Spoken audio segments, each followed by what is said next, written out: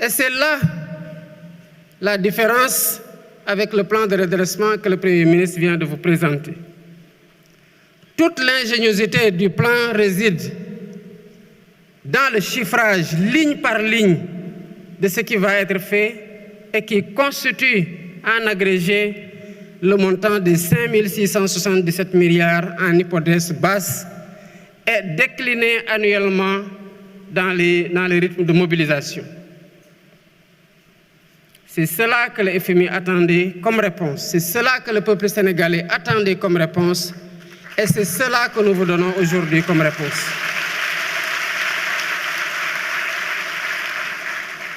Le Premier ministre l'a dit à juste titre. Le redressement a commencé avant ma prestation de serment. Quand, lors de ma visite au Palais de la République, m'entretenant avec mon prédécesseur, je lui ai dit que j'ai appris que vous êtes sur le point de signer une convention, une concession sur les chantiers navals de Dakar qui n'a pas été négociée dans les meilleurs termes. Évidemment, il s'en est défendu, mais je lui ai demandé de stopper.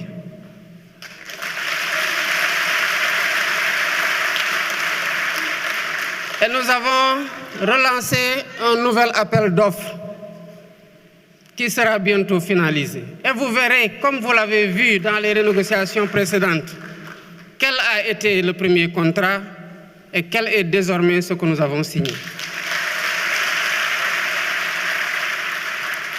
Le redressement a commencé aussi avec la réactivation du Comité national de la dette publique.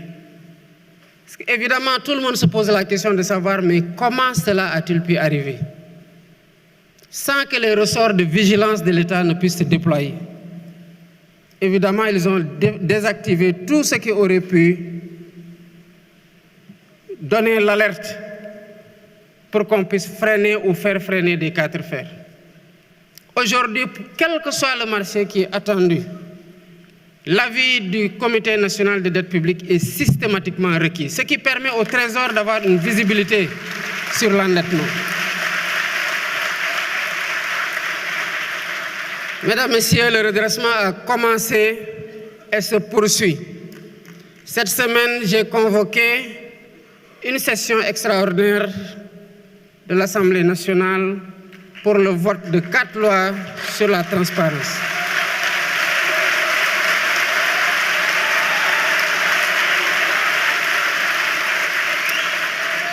Mesdames, Messieurs, je vous invite à vous approprier ces lois.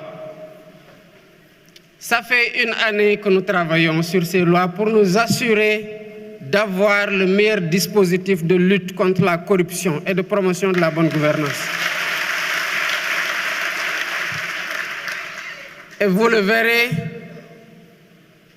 peut-être que vous partagerez mon sentiment. Et Dieu sait que j'ai été particulièrement exigeant. Je suis très satisfait.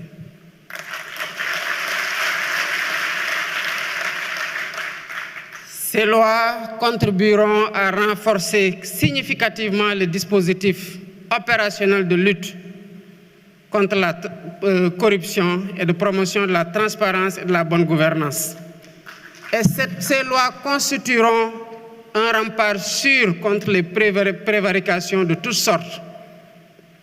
Il appartiendra au peuple sénégalais d'en être la vigie pour l'application systématique des dispositions qui seront retenues. Comme vous le savez, la reddition des comptes aussi se poursuit.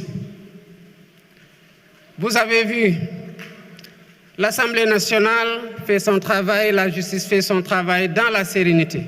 Et ce travail se poursuivra dans la sérénité.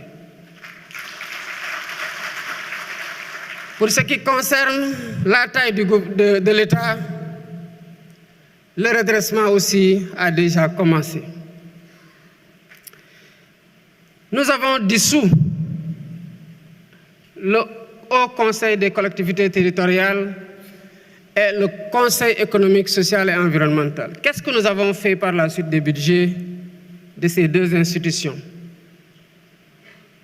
Nous avons recruté 2000 enseignants.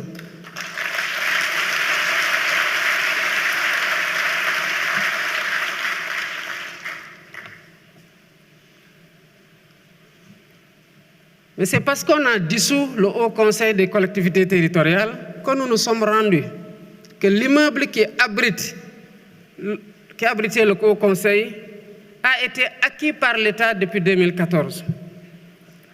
Mais l'État a continué de 2014 à 2024 à payer des loyers sur le même immeuble qui lui appartient.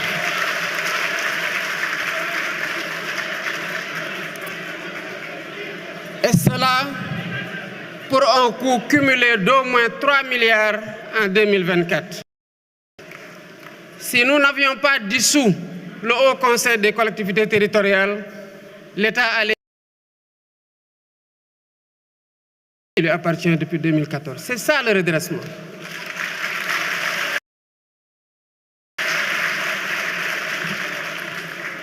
Ces institutions ont été dissoutes. Mieux.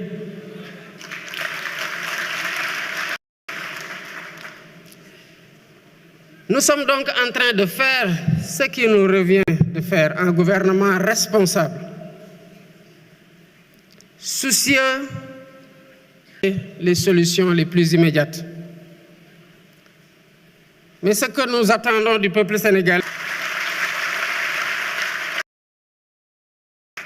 mesdames, messieurs, à chaque fois que nous allons dans les pays qui sont, disons-nous bien, descendus dans ces pays que des hommes et des femmes avec deux mains.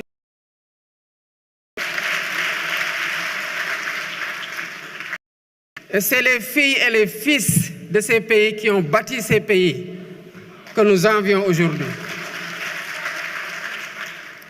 J'ai eu ici hier un invité d'honneur, des meilleurs élèves de notre école.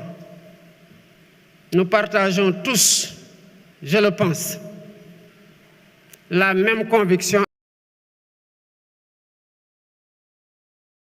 de M. Pape Nathan Goubaye. C'est qu'avec de la volonté, nous pouvons déplacer. Et si un Sénégalais l'a fait, c'est parce que cette ressource est en chacun d'entre nous. Nous sommes en mesure de redresser la situation en cours et Inch'Allah, tout ira très bien.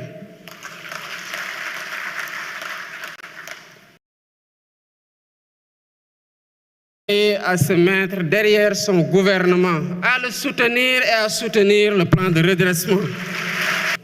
Ils vont déjà au peuple. Par le recrutement, je l'ai dit tantôt, de 2000 enseignants supérieurs. Par le recrutement de 200 enseignants pour la formation professionnelle.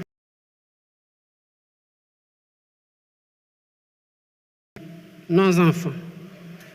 C'est ça le bénéfice du redressement. Entre autres. Et conclure pour dire